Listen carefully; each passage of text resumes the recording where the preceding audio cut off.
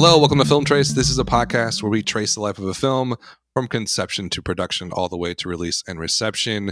Season 3, Episode 6, we have my choice, the 20-year anniversary of Christopher Nolan's Memento. And we have a special guest. How long have you been on the show? Like, what, twice? 3 times? I think this Molly, is how many times have you been on the show? I think this is my 3rd time. Okay, Yes. You were on Devil All the Time and Trial of Chicago 7, right? Your 2 most forgettable programs. I thought Trial of Chicago 7 was a great episode. It was really Golden Globe nominated Trial of Chicago 7. It could win Best Picture. So we were, and then also Chris. Say hello, Chris. You're always here. Hey, yes, I'm here, of course. Thanks, Molly, for joining us. We're excited to talk about this for a number of reasons, but probably first and foremost, because we are diving back to Christopher Nolan's breakthrough film, 2001's Memento. It's the 20th anniversary, and the 3 of us have been kind of rediscovering, is that a nice word? Christopher Nolan's oeuvre? Yeah, I think so. Or going back or trying to maybe dive deeper into his work. I don't know. We invited Molly because I feel like you of the 3 of us know the most about Christopher Nolan, and I want to call you like a Christopher Nolan scholar. Okay. But you really like him a lot, don't you? We like to offend our guests. I feel like this is just totally setting me up right here. Just naughty. Exactly the evil cackle in the background. No, I mean, we've talked about this before. I feel like and maybe I feel like this came up actually in callback, the Trial of Chicago 7 episode with Sorkin, where it's Christopher Nolan for me is definitely one of those it's not a morbid I guess it's a morbid fascination. It's just sort of there's clearly stuff that I'm oh, there's talent here. There's things I like about what he does, but I also, there's a lot of stuff that frustrates me. And so it's just you try to gather information to discover, do I hate or do I like this person? And then you just end up more confused. So that's where what would you call it? That's not an aficionado. What would you call that? That's something. What's masochist? a term? I don't know. Yeah, masochist would be a good Nolan a masochist. good term. Nolan masochist, yes. We recently watched The Prestige together, all 3 of us. It was the first time I saw it. What did I see with you, Molly? I saw Interstellar. With you in the theater, which was a real trip. And so I just felt it's been 20 years since Memento. I remember seeing this in high school. I don't know about you guys, but it really, it definitely made a massive impact on me when I saw it. And I believe I saw it in the theater right when it came out, or sometime when it came out. I believe, I've actually, if I'm not mistaken, Dan, I was working at that movie theater when you came to see it. Cute. So that what is it? West Point, yeah, yes. In Brookfield. R.I.P.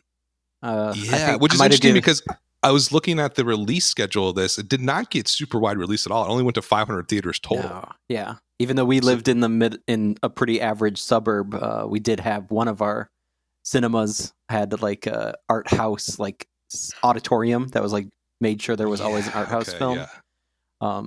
And I believe I gave you some free popcorn on the low. Oh wow! Look at that, breaking the ruls. I broke the rules for you, Dan. I love. Yeah, go for it. Sure, Guess Molly. Excuse me. Question. Sure. How did it make the 500 theaters thing caught my attention? Because that's really impressive. If it was only 500 and it made 40, its box office roots were 40 million, or is that international? Worldwide, yeah. Okay. Well, that still feels like a lot, right? Relative to the number of screens. I don't know. Maybe I'm. Yeah. I mean, that was the thing. I remember that out of all the art house movies that would fill that one auditorium at our Cineplex, that this was one where there was constantly people going to see it. Was it really like that? Yeah. I don't remember that at all. In particular, my favorite story, one of my favorite stories from working at the movie theater during high school was 2 old ladies that would always go see the art house movie any given Thursday afternoon or whatever, and they went and saw Memento, and they tried to convince my boss to give them their money back because they did not understand. And those 2 old ladies were me and my mom. No, So what's the basics? So this technically it came out in 2000, Sundance premiere, so that doesn't count. Wide release was March 16th, 2001. Budget's listed at 4.5, but I've also seen 9 million thrown around. And then we already sort of talked about the box office doing 40 million, which, is decent for an art house film, I would say, internationally. But was not, I wouldn't say a grand slam. And they couldn't really find a distributor for this film at first. None of the major studios really wanted to touch it. And why do we think that is? What is this movie all about? Who wants to tackle this? Mala and Chris, what's the plot? Well, jump on that grenade. We just need to read the log line first, right? No, screw the log line. What is this thing? Just off the top of your head. Out of all the movies to not read the log line, the one that makes the least sense? I hate log lines because they don't even make any sense half the time. Yeah, this is true. But I do think that, to boil it down, it's a movie told partially in reverse chronological order about a guy that thinks that he is tracking down the murderer and rapist of his late wife. Yes. Is that's probably I don't know. Well, and he has this memory. I feel like that's and then the other thing is he has this memory condition where he can't sense he remembers everything before the murder, rape of his wife, but he can't form new short-term, or I'm assuming long-term memories. Very confusing. I don't know what constitutes. I never quite understand that with and I haven't read enough medical journal articles on different types of actual amnesia, but how amnesia is used in films or TV, in media, about what constitutes the difference between forming a short and a long-term memory, right? Because I don't know, maybe that's only interesting to me, but I'm can't eventually, I guess if you can't form short-term memories, does that mean you can never form a long-term memory? You know what I'm saying? Yeah, I think, the sort of setup here is that he remembers everything before the assault. So in the assault, his head is basically attacked, or he's smashed against a wall, and that's how he has his condition. It's just after that point, he can't make any new memories. So he remembers his life as a childhood. He remembers his past with his wife, we think, but everything past that is essentially kind of like a kaleidoscope. He can't really tell up versus down. And I think, is that a kind of cool way into a movie, way into a plot? Yeah, it's fucking awesome. It's kind of also a noir-y trope, the amnesia and stuff like that. But when you watch the movie, it's part color, obviously, and then it's also black and white. The black and white is linear. And so that plays forward and is spliced throughout the film. The color is essentially going backwards. You see the ending of the start of the next scene. It's kind of ridiculous. Only Christopher Nolan would sort of concoct this in his head. But it stars Guy Pearce, who we would have seen before this in probably LA Confidential would be his biggest film before Memento. Mm-hmm. Ravenous as well, 1999. Rules of Engagement. I forget who he was in that. He was a big TV actor from Australia. Neighbours was a huge show. I think he was in 400 episodes of Neighbours in the 80s. Carrie-Anne Moss, who you would have seen in The Matrix before this. Who was she in Chocolat? Molly, do you know? I feel like you would know that. She was one of the... I mean, Chocolat is literally about a town. It's hot. Johnny Depp comes and makes chocolate and fixes doors or whatever, and then and then, but it's she's, I forget exactly who she is, but she's just another one of the characters that I forget what her plot line is, but she's one of the townspeople that is a supporting character. Gotcha. Okay. And then also from The Matrix, how do you say it? Pantoliano? Yeah, that's right. Yeah, cool. Oh my god, I love him so much. He's fantastic. Yes. And I didn't realize, I went through his career, Eddie and the Cruisers, The Goonies, La Bamba, Empire of the Sun. Eddie and the Cruisers, shout out to my dad, y'all. He had 2 tapes, I think, in the car. Eddie and the Cruiser soundtrack was one of them. Anyways, love you, Dad. Fugitive, I forgot he was in that. U.S. Marshals, obviously, as well, and The Matrix. And Carrie-Anne Moss essentially brought him into this film and said, hey, Joe's a really good guy, bring him bring him into Memento, and I think he's absolutely perfect as Teddy in this film. And it's basically those three main characters. Natalie Carrie-Anne Moss, and then Guy Pearce is Leonard, or they call him Lenny constantly in the movie, or his wife did. He hates it. So who produced this thing? Summit Entertainment. You might remember them from Twilight. They were the Twilight series producers. Before that, they didn't do all that much. Kind of up and down. They used to do basically foreign rights for films. That's how they got their first success, through distributing American Pie on internationally. Team Todd, that's the two Todd sisters, Suzanne and Jennifer Todd. They're instrumental to get this thing made. They had some success doing Austin Powers International Man of Mystery in 97, also the sequel. They did this, then they did another Austin Powers, and they kind of disappeared. They did Across the Universe in 2007, if you remember that absolute shit show of a film. And then they did Alice in Wonderland in 2010, and it was kind of just disappeared after that. How about someone tackle Christopher Nolan for me? Like, what was he all about before this? This is his second film. Ready. Molly, it's you. Go for it. This is where you shine. This is you. This is you. Well, I feel like my energy is too chaotic for your podcast, so I'm sorry. No, go for it. Bring it in like chaos. It's not the level of professionalism that your viewers, listeners are used to. But no, so what I was going to say was, I said before this, is that we always, we have this running joke that like I would do this like extra thing on, like we had a Patreon or something for this, and it'd be like a little like feminist follow-up to the Film Trees episodes. Yes, absolutely. You had to pay extra for feminism, but today you don't. But I was just gonna, I just want to do a quick recap, because I think it's funny, and it's funny to think about where Memento sits, like before. He wasn't doing much before this. Like he sort of was like, I mean, your classic though, like film bro origins, right? He's like, I was like hanging out with the right people and like making short films, and then like doing stuff in black and white and whatever. I mean, his only feature film before this was Following, which was just like literally like an independent, like not, made for like $2 with his friends. But it's funny to think about like Memento. I mean, so the thing we always talk about with Christopher Nolan that's like, as other people have noticed too, is just like his dead wife problem, or just to me, it's like dead woman. Like every single, like half of his filmography isn't that. It's 1, 2, 3, 4, 5, 6, 9, 10. It's like 12 films or so between 98 and this past year. But like, and they're probably half split between like original material that either he wrote himself or he wrote with his brother. And like obviously some of those like maybe he wrote, but it was like the source material was somebody else, right?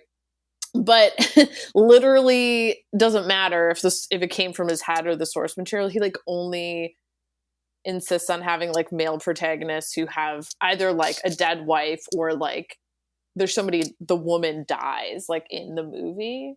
Like it's like the only function that he knows how to like give his like male protagonists. So anyways, like Following, it doesn't follow that too much. It's like sort of a noir structure. I mean, hashtag spoiler alerts for every single Christopher Nolan film coming up in the next 30 seconds. But like, do it. But like Following has like there's one woman character, and at the end she gets murdered. Okay. And then that's sort of like the defining point for like your protagonist, right? And then Memento, it's like dead wife. Literally, like we see her in flashbacks. She never is a real person. It's just like, it's texture for your male lead. Like Batman Begins, his mom dies. Like Prestige, Hugh Jackman's wife dies, and then it becomes, what do we call it? It was like, prank wars for like old-timey magicians. Then it turns into prank wars for, but again, it's like, that's literally what gives, that's like the literal like motivation for the characters. It's the same with like Dark Knight. Maggie Gyllenhaal gets blown up to chunks. Inception, dead wife. Dark Knight Rises, like, I mean, you could argue again, it's like he kills, what's her name? Marion, whatever her name is, mom. Oh yeah. And then she also dies. Interstellar, dead wife. Like Dunkirk, Wife, don't even put any women in it. Solve that problem. Not a single woman. Yeah. Dunkirk, land of no women. Let's just cut the dead fat. I get it. And then Tenet, there's not really dead wife, but I would argue it's still the same thing because like the one woman, Elizabeth Debicki's character, it's like the ostensible, as we've talked about, the male protagonist, and that literally called the protagonist, has no character development, but the only slight motivation or character development you get from him is through the fact that it's like Elizabeth Debicki dies in like one of the timelines, basically from like a reverse bullet, and then they have to like take her out to save her, and that's sort of like his. So she's basically still like a dead woman. Anyways, so 100%. Right, so it's like, anyways, so this is. Oh, and I mean, Insomnia, I'm just going to assume that Al Pacino, we forget about that movie. I skipped that one because it's so forgettable. Right. Everybody forgets about Insomnia. We're going to assume Al Pacino's detective character has a dead wife. We don't know anything about him, but we'll just assume he has I'm assuming he's doing this because he's got dead wife. That's also a recurring motif in Nolan movies, is that we don't know a lot about. Yeah, it's like dead wife. We'll just assume. Yeah. So that feels safe, right? Either way, the motivation for his character is a dead woman. In the beginning, the murdered girl. So anyways, so I think Memento's definitely the sort of genesis, the real, like where he like fully digs in and is like it's the like touchstone, right? For all of his dead wife, dead like issues. Like, and I would argue that it works better than his other ones. Like everything's just like a reduction of like the same themes in Memento, right? Like after this, I mean, just how we watch Prestige, right? Like everything's a riff on this for him. And like how we watch Prestige and we're like, what the fuck? Is this just like a riff on like every other movie that he did? So anyways, so I mean, so I feel like that's where he's at this point. He's like, really, this is maybe his like his masterpiece. Like if you want his rosebud, if you will, if you want to understand Christopher Nolan, you got to watch Memento. I think that's what he's all about for the past 20 years. Right. Yeah, his other movies do seem to. I mean, maybe the Dark Knight trilogy feels a little bit separate, but they all seem to sort of have these same sort of themes play over and over again. But it's just. But it is the same. He makes the Batman's motivation in his trilogy. I mean, it's the pre-built-in motivation, but that's probably why he was drawn to it, because Batman's motivated by his dead parents, right? But then he also blows up Maggie Gyllenhaal, and then so for 1.5 film, he's motivated by that, right? So like obsessive dead fantasy wife, right? Like, she loved me. I could have been happy. No, I'll never be happy. And it's always interesting too. Chris Nolan's been like married for forever. In a seemingly like very someone keeping an quote unquote healthy relationship. They're still together. I don't know. I mean, it kind of reminds me of PTA and Maya Rudolph. Phantom Thread for another episode. But what's going on there? But I mean, so I don't know. I feel like it's I don't want to actually give him that much credit that it's like a weird like deep seated fascination with like killing it. Like I don't know, like some other dead wife issues, but like. That it's a classic sort of like noir-y kind, like we were talking about these other things like amnesia and like having a dead and solving a murder. Like I think it goes with that kind of style he's interested in. I feel like it's like he just never developed beyond that. It's like his like the limit, and this is part of my frustration, right? The limitations of his skills and his talent, right? He doesn't know how to make stories that are outside this very small. He like tries, and the spectacle, right, makes you think you're like, it's Tenet. This is different, and then you're like, wait a minute, wait a minute. I mean, this feels really like I haven't seen Inception in a long time. I think that's probably my favorite Nolan film, but it feels really, directly tied into Memento. I mean, but that's the thing about like. Christopher Nolan in general, he's like this massive filmmaker, especially among what would you call them, film bros, essentially. Not that we aren't those people, of course not. He has this huge appeal among that group of people, and I always wonder, he has the ability to make these bombastic, large blockbuster films that are successful, very successful.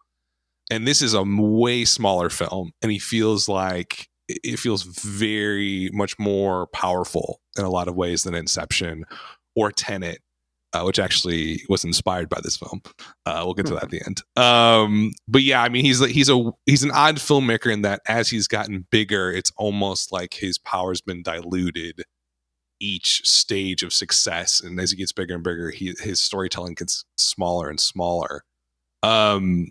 Chris, where does this movie even come from? Where did this thing get sparked from? What is this all about? Yeah, this is, I mean, I feel like since we're talking about Nolan and we keep coming back to these same kind of storytelling tropes, and I mean, puzzle box is probably another common term that's used to describe the kind of focus of his style, is that he seems to care a lot more about style and structure and the formalism of movie making. And that probably stems from the fact that, you know, he was growing up in England. Dad is a ad exec, mom is a flight attendant, and he is studying English literature at University College London and becoming the president of the Film Society there. And he specifically seems to get enraptured by the projection of film. And so he's projecting 35 millimeter as president of the Film Society, and he's saving up money through the admissions of those screenings to basically put together enough to make a feature. And he comes up with Following, 1988 movie that came out that pretty much was the reason he eventually, while you said it was still difficult, but eventually did find enough funding and distribution for Memento. And then the rest is history. But it does seem like there's a lot of gaps missing.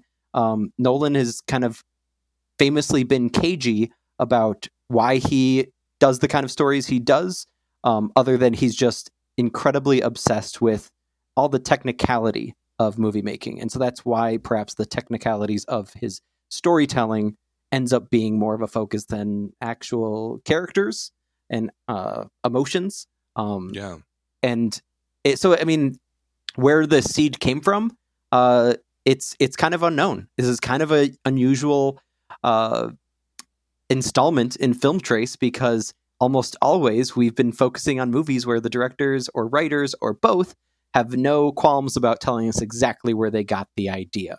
But here it seems to be more of a secretive, maybe kind of concoction of all of these elements from his life and obsession with celluloid, combined with, like you said, maybe specifically just interested in everything from noir to mystery and dead women. Yeah.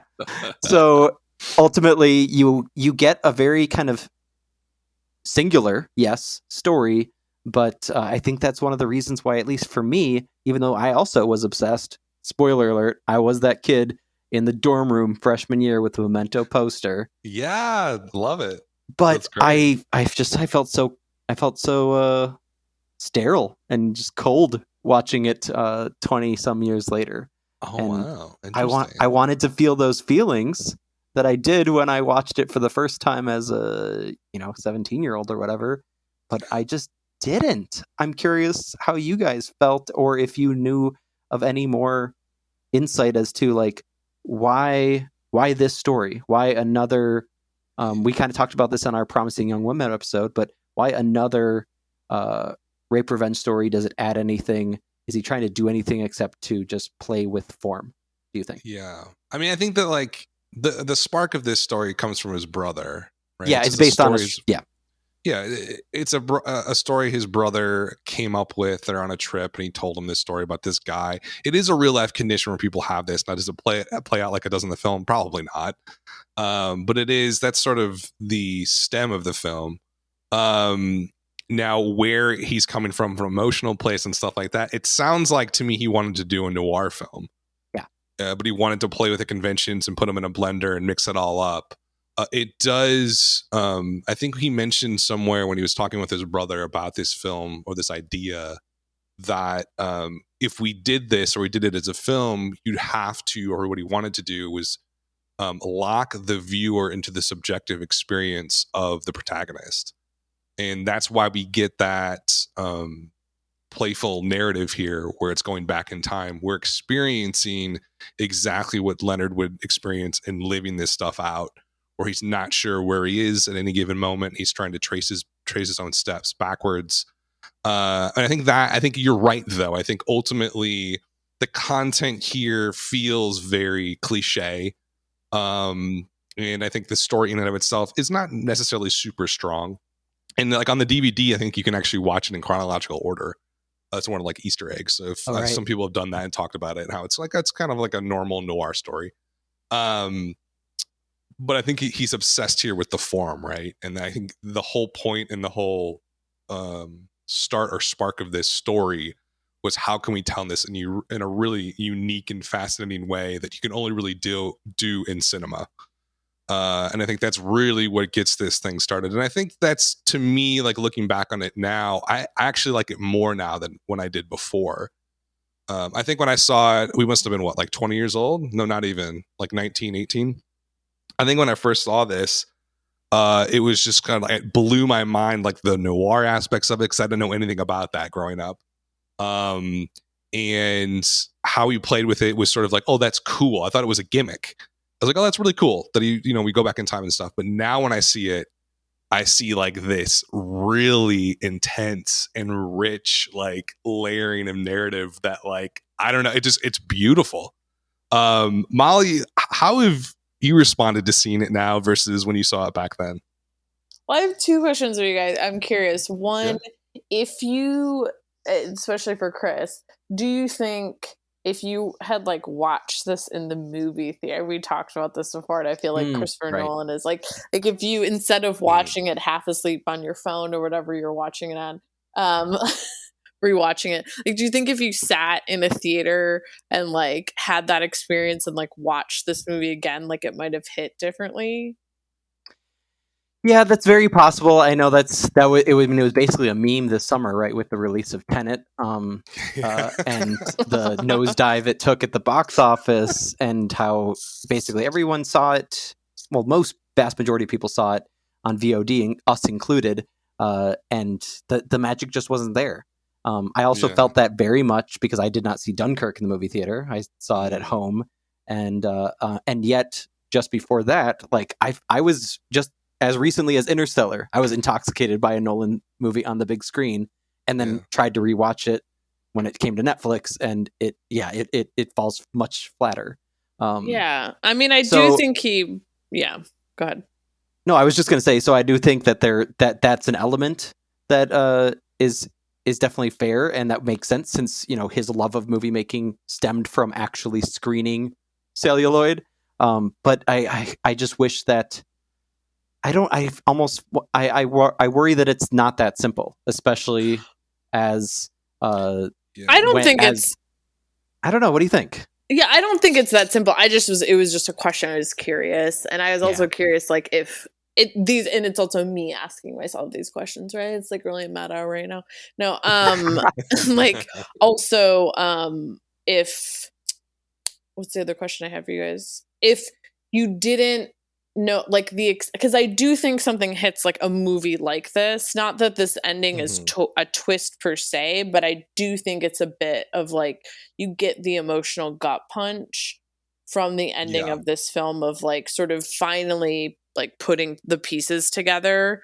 Like the first time you see it of, like what actually happened, and I think like to me, like the emotional gut, I think because I already knew what happened, or I don't know, whatever. Like it didn't hit me too hard, but I still feel like it's a pretty good hit of like Joey P telling him like the reveal at the end, and sort of the ambiguity of like, fine, whatever, man, if that's what you don't say happened, like you still get to sort of like 15% doubt, like maybe he's lying, because, and then you realize you're sort of like, he's setting like that. It's sort of we're like inhabiting Leonard's point of view a little bit too, and like I do like the idea that's played with at the end, right? That like doesn't necessarily, that goes beyond like Leonard's condition of like the stories that we tell ourselves and like the things that we do to kind of carry on or believe, or like are too painful for us to sort of accept. Anyways, so I thought that kind of, that still hit for me a little bit. Like I thought that was sort of a very like interesting, or, I don't know, not without merit ending. So I don't know. It was just me throwing out there too, like, does it diminish the impact for you, Chris? Because you know how it ends. Yeah, that's definitely a big part of it, I feel, with Nolan movies in general. And I think that relates to Interstellar as well. Maybe all of his movies, to be honest. Because I also remember feeling that very much when I saw The Prestige in theater as a much younger dude, and being kind of taken away just by like the cleverness of it all. But then you watch it several years later, especially maybe with a more cynical view, arguably, yes, but you see it for what it is, through. But what a thrill for the first time. It's just maybe that's the thing. Is Nolan? Are we making Nolan's case for him? Are we saying like this man?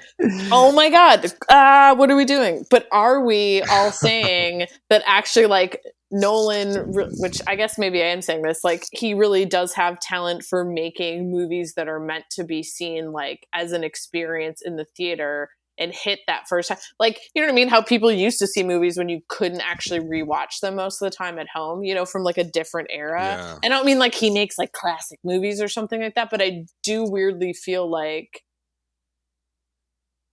I guess maybe he is doing what I do think is his intention in that way, right? Like yeah. I don't know. Does that make sense? He said in some interview, I can't remember which one it was right when it came out, but he was like, I really want people to see this on the big theater. That's what he said about Memento. He was like, I've shot it that way. I think they have it in Cinescope. I don't really know what that means. I think that's like wider than normal. Obviously, I don't know anything about film. But he was like very adamant that people would see this in theaters. But I also feel like it had an amazing second life on DVD. Am I misremembering that? That this was a huge DVD film? Oh, totally. And I think that, just especially as like a young person really getting obsessed with movies, that was one of the things. And it was similar, like, I think with Pulp Fiction too, where it's like, you don't necessarily rewatch it because there's like a deeper meaning each time you watch it, but you're watching it to see the trickery, the puzzle box, right? Yeah. Which reminds me, Dan, you're going to in post do this podcast in reverse chronological, right? Yeah, of course. Okay, just making sure. We'll snip it up. We'll snip it up. But what do you? My big question for you guys, since we're kind of dancing around it, is when we're looking at a lot of the notes about when this movie was released or when it was originally screened, and so many people were excited about it. There's a great quote from our guy Joey P saying like that he just kept getting compliments when it was getting screened at festivals and stuff, but like nobody wanted to actually distribute it until what was it? Summit eventually came along and Team Todd. New Market I think was the distributor. New Market, so there you go. Summit Team Todd produced it, and New Market put it out, who was pretty small, right? Way before the Twilight years, right? Yeah. Oh yeah. And so. Yeah. So why do you guys think it took so long? Like if Nolan is, give him his best possible reading, like this single serving cinema guy actually like had a point that he wanted us to see his movies on the big screen and really wow and entrance us. And it clearly did wow and entrance so many people when it was like sweeping Independent Spirit Awards and stuff. Why would nobody touch it? Why would nobody actually put the money into getting this thing out there? Well, I guess to me, I'm putting on my business executive hat. To me, right? Like, don't all these like dumbass suits usually make the same arguments? It's a totally different ballgame now, where it's like you can get movies on every freaking stream. So I feel like it's like the conversation has totally changed. But back in like 2000, it's like there's no named stars. I don't like maybe Guy Pearce, but Guy Pearce didn't have like name recognition like that. He wasn't like so there's nobody, it's like you don't have name. And this was pre like Carrie-Anne Moss, I think like they had some recognition. And so I'm sure that probably helped, but like you didn't have that. And you also, I can totally see executives being like, right? Like even like everyone likes it, but then they're like, but I feel like the viewers are confused. Like, are they going to follow that? That just seems like a classic thing that people would explain away, that they would just be like, this might not make money because people will be confused. Test audiences were like, I could also see them showing this to like some Midwestern test, and some people would be like, I didn't understand it. And then they were like, see, we can't market this. I don't know. That would be my simple explanation for like, I feel like, you know, that they wrote it off because they could find these easy reasons that didn't fit into their boxes for things they pay money for. I would totally agree with that. I think that's the right read. I mean, it's funny that all of these executives at these distribution companies, and these guys aren't the big guys. This isn't Warner Brothers. This is like Artisan and Miramax and stuff like that, who are talking to them saying, hey, this is a great movie. We're not going to put it out. Because it's, you know, essentially it's like, yeah, it's will it play in Peoria? And the answer is no. Like, there's no way you could ever sell this. There's no way you could ever sell this film to an average audience. I mean, at best, and I think that's what they did, you can play to a cosmopolitan audience, a metropolitan suburban audience. It's art house through and through. There's no way to market this. Mm-hmm. I think back then specifically, there's no way to market this. But like art house movies still got distributed and still get distributed. But what piece was it missing to not even get really a lot of that attention before Newmarket finally came along? That's a good question. Maybe the noir aspect to it. Was noir that hot in art house theme? I don't know. Is it too confusing? That's what I'm saying. Do studio executives, like, I feel like we're maybe like overplaying how the money people, which is who ultimately would be like distributing or paying for this movie, like think about things. Like, I just feel like every thing that I like read, when you like read these things, like Sony, like everything you read, it's like they are really that reductive. I think there's a little bit more opening up of it now in the industry, but they really are, where they're like there's nobody who's the name that's attached to this movie, who am I selling off of, who's going to buy tickets, right? And then they're like, who's the director? Well, he's never done anything. Like, we can't sell it off him. Like, and Christopher Nolan had done nothing before this. And so it was like a nobody. So it was like relatively no bankable stars, a nobody director, plus a confusing non-traditional structure. Like, that just seems like three things that like Studio Suits would be like, ugh. Yeah, exactly. They did have Brad Pitt was originally attached as the lead.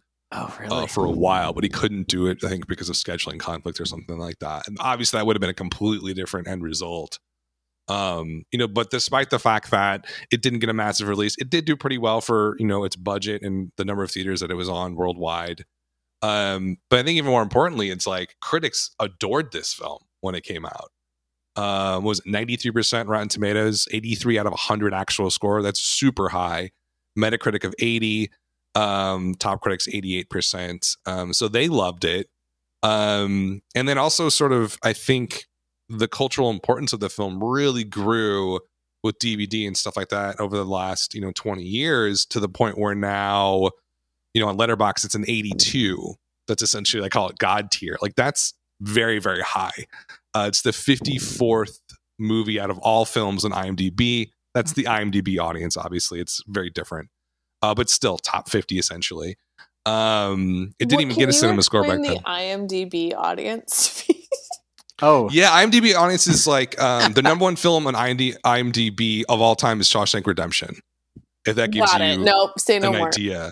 Yeah. So it's like, I don't even know how you would describe it. It's like kind of film bro-y, but then like people who like movies but would never see a lot of art films is kind of how I see that. Like people who are really just into like fun movies like Back to the Future and stuff like that. But they wouldn't, go see something. But like all men, I got it. Yeah, mostly men, without a doubt. Normcore couch potatoes. Got it. Yeah, exactly. Yeah. So I think it had a great critical reaction back then. I think we saw it when it was out, and you guys maybe experienced this differently, but it seemed like there was a lot of buzz about it. What has kept this thing going? Is it Nolan's career that's really taken off, and this is sort of like one of his first sort of masterworks? Is that why? Or is there something specifically about the film itself that keeps coming around to younger generations or new people who are discovering it, that they just fall in love with it? Why do you think it has had such a great shelf life? I'm struggling, to be honest. Oh, wow, I love it. I mean, it's one of those things. Okay, so I do like the quote from Kenneth Turan, a guy who I usually do not agree with a lot, from the LA Times. I mean, he starts off with his quote saying, "More than a film of ideas." Okay, debatable.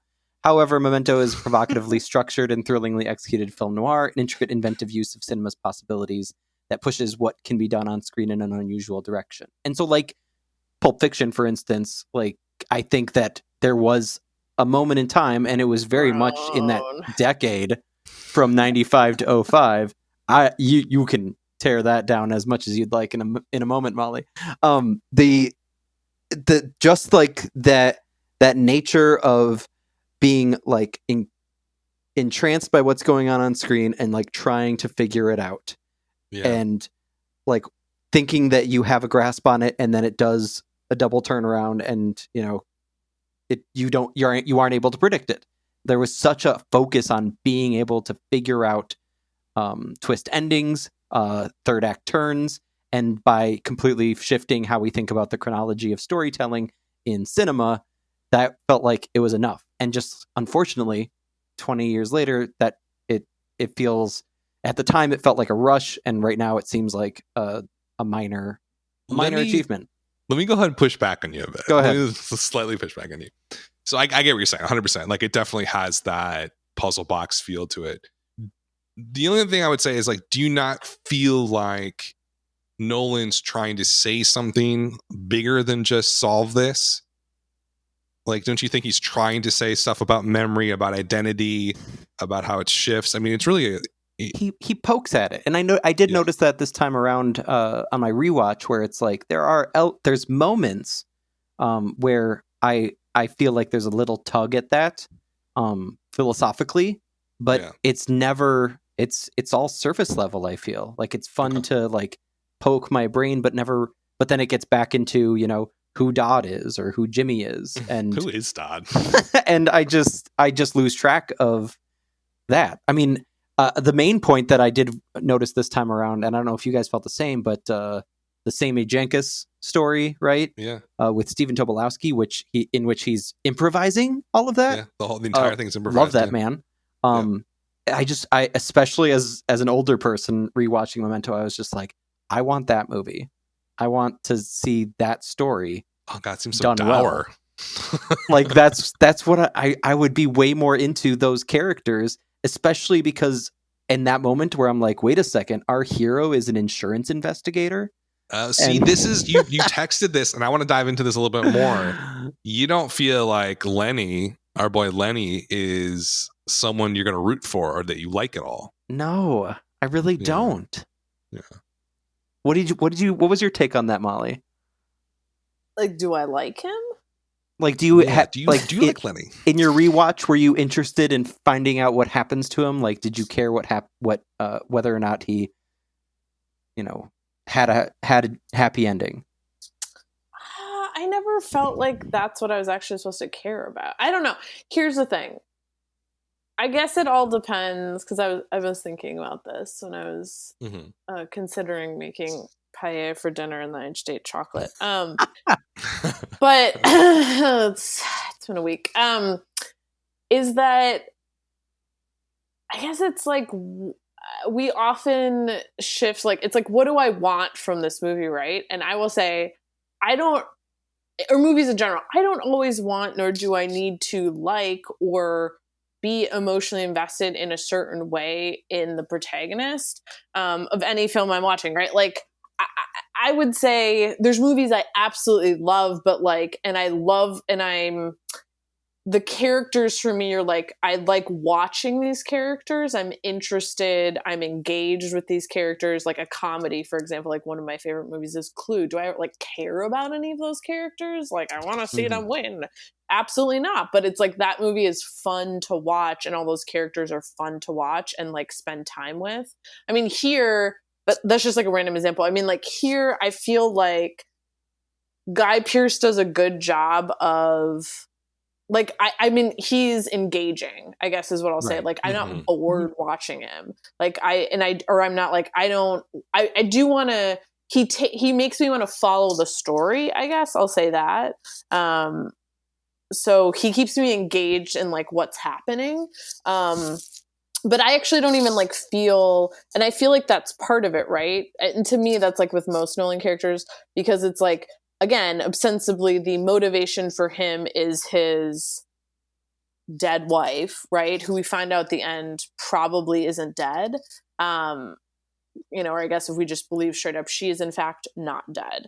So I also, if we take that reading in retrospect, like, I actually think Guy Pearce plays that character pretty well, because he's actually just like this really sad sort of like, not pathetic, but like really like sort of sad, what's the word I'm looking for? Like tragic character, like in a way, like a sort of a sad, desperate maybe, but a tragic character, right? Because he's so unable to accept what happened to him, and he had this traumatic event happen to him. His wife survived, but couldn't, you know what I mean? That if Sammy Jenkins' story is his story, like, then you're kind of watching, Chris, you kind of got the movie that you asked for in a way. It's just farther out. It's not, we didn't get the immediate aftermath. Right, we got the person he became, a year later. We didn't get the person he was 6 months after, So, I mean, I guess in that sense, like, that's why I feel like it's set up. I don't mind so much, because I will agree with you, Chris, but I don't mind so much because I feel like it is still Christopher Nolan in this particular film I feel like he competently executes what he intended to do with the story, because I feel like you feel all those things at the end, which is when you're supposed to feel them. And you retroactively sort of feel the trickle of them, like after you sort of understand what's happening in the end, if that makes sense. For me, at least. I mean, I don't need anybody to agree with me. I'm just saying it worked for me in that way. Yeah. And I feel that was one of, my frustrations, is that and that's part of the deal with these kinds of movies, or pretty much any movie where there is a twist ending, where it's all compacted into especially like exposition heavy closings. And you're right. I do think that Guy Pearce sells it, and I think Joey P holds it down as well. The whole cast does, honestly. Carrie-Anne Moss is fantastic. But there's really just like this. There is this emptiness that is just kind of like really, especially now that I have known the ending for so long, and especially probably because I overdosed watching it over and over again when I was 19 or whatever on DVD. But there was a particular sense of just like, okay, let's get on with this. And like, I don't know. I also don't need to care for my protagonists, but the way that it's set up with, the relationships, that it feels so fractured because of the reverse chronological and interrupting, intercut black and white scenes. It's just like, I kept like almost getting there and then falling back. And I was pretty much just disappointed that I didn't connect with those same kind of feelings I had. One of the only times where that emotional connection felt real, to be honest, was like right there in those opening scenes with like the slow reverse fade of the Polaroid. Is just beautifully done. But otherwise, I agree. I think Nolan's succeeded at what he wanted to do, but that's just not where I am. That's not kind of the movie that I want anymore. If I want a movie to be fun and puzzle boxy, I want something like Clue more than I want a story about rape, murder, revenge. It's like, she survived. I don't know. Yeah, but I feel like you're also making the argument the same too, where it's just like but I think that happens a lot, right? There's things that we like, literature, movies, art, that were like, that spoke to me, or that was like, I had a particular connection to it at a certain point in our life. I think it's more the rare and sort of random, unexpected thing where you're like, this still hits the same or something for me for like decades of my life, right? Like, it sounds like your memory of it too was like the movie like hit for you in a certain way when you saw it. And then you're just like, oh, okay, that's just not my experience watching it anymore. But it did what it needed to do apparently in 2000. That's okay. I feel like that's okay, right? Like, there's tons of stuff where it's like you don't ever quite recapture And that's okay. The feeling you had when you first read a certain book or watched a certain movie, you know, because you're a different person now, basically, than you were when you first saw it. Yeah. I mean, when I first saw this, it was like the mind-blowing part was just, I don't even know. Like, it was just, it's hard to put into words. But now when I see it, I feel completely different about it, but I like it even more because, I mean, like you said, like, this is a tragedy at the end of the day. He chooses not to sort of finish out his quest in order to keep going on it endlessly. Like, that's a really effed up thing to do. And he freely chooses that too. I mean, I think that's the point that it's making at the end there, where he goes after Teddy and says, I'm going to go after Teddy now. He's my guy. He wants to stay on this sort of endless loop where he'll never have any real resolution. I mean, that's super fucked up. It's like, I don't even know, it's not nihilistic, but it's something like that. And now I see that tragedy in it. I did not see that at all. I thought this was super cool when I was younger and saw it. But seeing that now, eternal revenge killings. Precisely. And now it's just like, whoa, like this is incredibly insane and fucked up. But done so well. I mean, in traditional like noir film, it's like the tragedy is set in motion in the first scene, and you know what's going to happen. It just plays out on screen. It's like this fate that's controlling everything. And I think, I don't know, I thought it was beautifully done, I don't know, I think it's my favorite Nolan movie now. What do you guys think? Where do you guys put this in your Nolan echelon? Well, just to recap for the viewers, I feel like just to explain what's happening here, Whitebird is now very into noir, so that's what you're seeing. And his commentary's gone real deep there. Super into it. He's also he's decided he can handle the deep trip. So that's what he's reading from this now. He was not there when he was 18. What you're seeing from Chris is a mourning of a loss of connection to perhaps the innocence of his younger self, the sort of, you know, more that these mourning, you're experiencing the grief that Chris is feeling right now. I'm sorry, Chris. You're mourning a lot. I feel like we need your connection to your podcast commentary in every episode. Yeah, just to do a little recap. That's subscribe to our Patreon. By the way, folks, sign up for our Patreon. Pay extra for feminism and psychoanalysis. I would say I'm gonna like this is. I mean, I've only been 3 times but like it's gonna be shocking to Chris and anyone else. Like I guess I'm like agreeing with Wiper or like our like not even agreeing. It's like for like the first time in history, our like opinions are slightly like aligned here. Yeah, it's great. Terrifying. I love harmony. I never want to talk again. But harmony. But I mean, I don't know if I'm because I think I didn't have the relationship either of you had to this movie. Back in the day. But I will say, watching it, I was surprised, and I think it highlighted for me, like, I was like, damn, he should have done more. Because he really jumped from, like, this to freaking, like, I mean, we just forget about Insomnia because it really doesn't exist. So, like, he really jumped from this to, like, Batman Begins and then just, like, only did giant-ass over-the-top blockbusters since then. He's never done...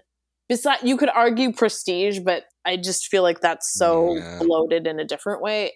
I still count that as like an over-the-top blockbuster. Just maybe feels smaller because it's a period piece. But like I was kind of like, oh, it's too bad he didn't do another smaller thing like this. I was surprised by. So I do think I actually. I don't have like a definitive ranking, but I think it definitely is higher on my list of things that like I was like, oh, there's things to appreciate this that I forgot. So, Chris, yeah, no, that makes sense. Yeah, where do you put it, Chris? I mean, yeah, it makes sense that you two are lining up because I also know how you feel about Interstellar, which is my personal weak spot in the Nolan filmography. But I mean, I basically just love that movie because it's a new twist on what Contact did. 20 years earlier.